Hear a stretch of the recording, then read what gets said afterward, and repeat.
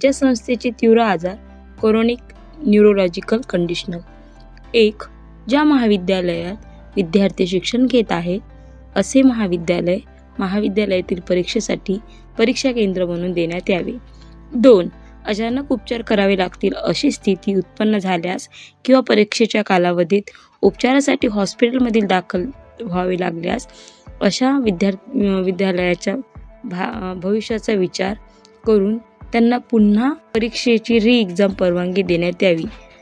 विषय शिक्षक, महाविद्यालयाचे प्राचार्य व परीक्षा विभागाचे प्रमुख यांनी यासाठी समन्वय साधावा.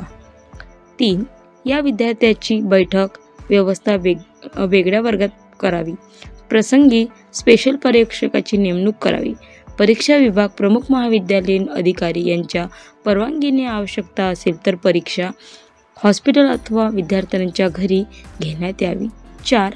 लेखी परीक्षेऐवजी ऑडिओ व्हिडिओ रेकॉर्डर वापरून मौखिक परीक्षा घेण्याची परवानगी देण्यात यावी. 12. अध्ययन अक्षम विद्यार्थ्यांसाठी सवलती. 1. विद्यार्थ्यांना आकृत्या, नकाशे, तक्ते इत्यादी काढण्यासाठी सवलत देण्यात यावी. सदरचे गुण विद्यार्थ्याला त्या प्रमाणात देण्यात यावेत. 2. विद्यार्थ्यांना उत्तरपत्रिका टाईप करून या लिहून देण्याची परवानगी देण्यात येईल. त्यांना उत्तरपत्रिका किंवा उत्तरपत्रिकेचा काही भाग लिहिण्यासाठी लेखनिक घेण्यास परवानगी देण्यात येईल.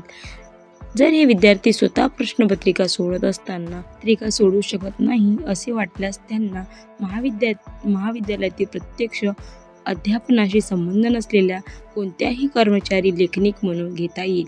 हा कर्मचारी या विद्यार्थ्यासोबत बोललेली भाषा समजू शकत असावा.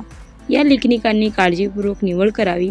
हा लेखनिक अध्ययन अक्षम विद्यार्थी काय सांगतो ते समजून लिहू शकेल असा असावा.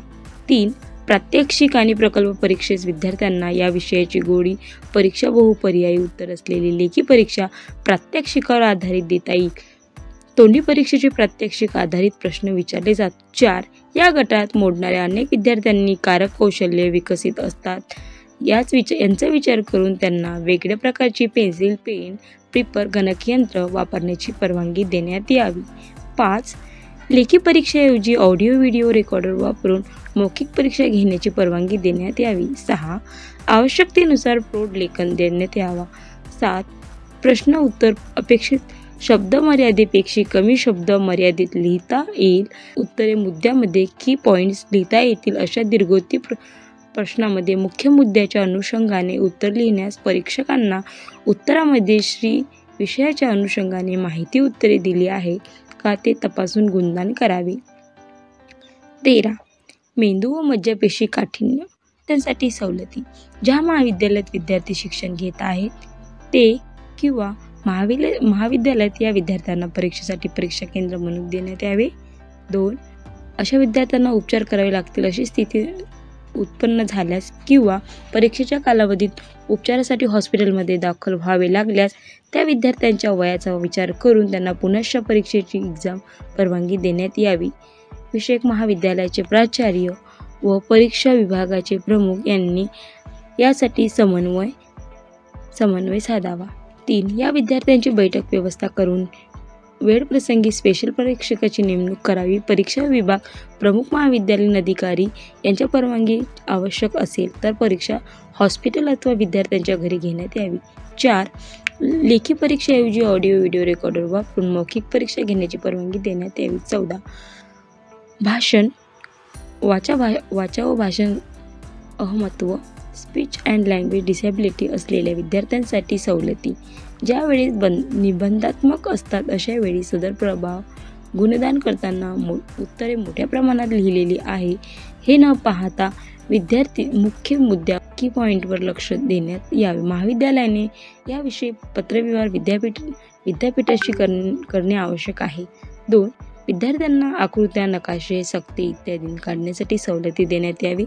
त्यांचे गुण त्या विद्यार्थ्याला या प्रमाणात देण्यात यावेत अथवा त्यासाठी पर्यायी प्रश्न विचारण्यात यावेत. 3. अनिवार्य विषयाऐवजी सायन्स, गणित इत्यादी विद्यार्थ्याला त्यास झेपेल असा विषय निवडून देण्यात यावा. 4. परीक्षा लेखी स्वरूपाची परवानगी देण्यात यावी. 15. ॲलेस्मेसिया, कॅन्सर. महाविद्यालयात विद्यार्थी शिक्षण घेत आहेत किंवा महाविद्यालयीन विद्यार्थ्यांना परीक्षेसाठी परीक्षा केंद्र बनवून देण्यात येईल. त्यांच्या महाविद्यालयातील या मुलांसाठी विशेष तयार केलेले टेबल टायपिंग मशीन बसाची व्यवस्था करण्यात यावी. तथापि यासाठी संबंधित महाविद्यालयाने विद्यार्थ्यांची मान्यतापूर्व परवानगी द्यावी. 2. अचानक उपचार करावे लागतील अशी स्थिती उत्पन्न झाल्यास किंवा परीक्षेच्या कालावधीसाठी उपचारासाठी हॉस्पिटलमध्ये दाखल व्हावे लागले तर विद्यार्थ्याच्या भविष्याचा विचार करून त्यांना पुनश्च परीक्षेची री-एक्झाम परवानगी देण्यात यावी. विषय शिक्षक, महाविद्यालयाचे प्राचार्य, परीक्षा विभागाचे प्रमुख यांनी यासाठी समन्वय साधावा. 3. इन्फेक्शनची शक्यता लक्षात घेऊन या विद्यार्थ्यांसाठी तक व्यवस्था वेगवेगळ्या वर्गात करावी. प्रसंगी स्पेशल परीक्षकांनी नेमणूक करावी व परीक्षा विद्यार्थ्यांच्या घरी घेण्यात यावी. 4. विद्यार्थ्यांना लिहायची सोयीचे वेळ व्हावे यासाठी वेगळ्या प्रकारची पेन्सिल, पेन, ग्रिपर, संगणक देण्याची व्यवस्था करावी. 5. गरज असल्यास त्यांना लेखणी घेण्याची परवानगी देण्यात यावी. 6. विद्यार्थ्यांच्या सुरक्षेसाठी त्याला खात्री वाटेल अशी व्यक्ती परीक्षा वर्गाजवळ उपस्थित करण्याची परवानगी देण्यात यावी. 7. यापेक्षा वेगळ्या सोयी हव्या असतील तर पालक, शिक्षक, प्राचार्य व परीक्षा विभाग प्रमुख यांचे समन्वय राबविण्यात यावे. 16. हिमोफिलिया. ज्या महाविद्यालयात हे विद्यार्थी शिक्षण घेत आहेत असे विद्यार्थी महाविद्यालयातील विद्यार्थ्यांना परीक्षेसाठी परीक्षा केंद्र म्हणून देण्यात येईल. त्यांच्या महाविद्यालयातील या मुलांसाठी विशेष तयार केलेले टेबल टायपिंग मशीन, खुर्च्या व्यवस्था करण्यात यावी. तथापि यासाठी संबंधित महाविद्यालयाने महाविद्यालयाची मान्यतापूर्व परवानगी घेण्यात यावी. 2. अचानक उपचार करावे लागतील अशी स्थिती उत्पन्न झाल्यास किंवा परीक्षा कालावधीत उपचारासाठी हॉस्पिटलमध्ये दाखल करावे लागल्यास विद्यार्थ्याच्या भविष्याचा विचार करून त्यांना पुनश्च परीक्षा री-एक्झाम परवानगी देण्यात यावी. विषय शिक्षक, महाविद्यालयाने प्राचार्य, परीक्षा विभागाने प्रमुख यांनी त्यासाठी समन्वय साधावा. 3.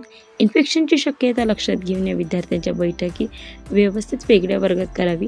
वेळ प्रसंग स्पेशल परीक्षकाची नेमणूक करावी व परीक्षा महाविद्यालयाची घरी घेण्यात यावी. 4. विद्यार्थ्यांना लिहायचे सोयीचे व्हावे यासाठी वेगळ्या प्रकारची पेन्सिल, पेन, ग्रिपर, संगणक देण्याची व्यवस्था उपलब्ध करावी.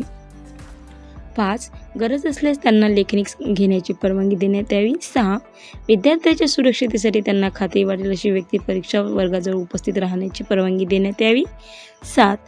यापेक्षा वेगळ्या सोयी हव्या असतील तर पालक, विषयक, शिक्षक, प्राचार्य, परीक्षा विभाग प्रमुख यांचे समन्वय ठेवण्यात यावे. Sickle sale.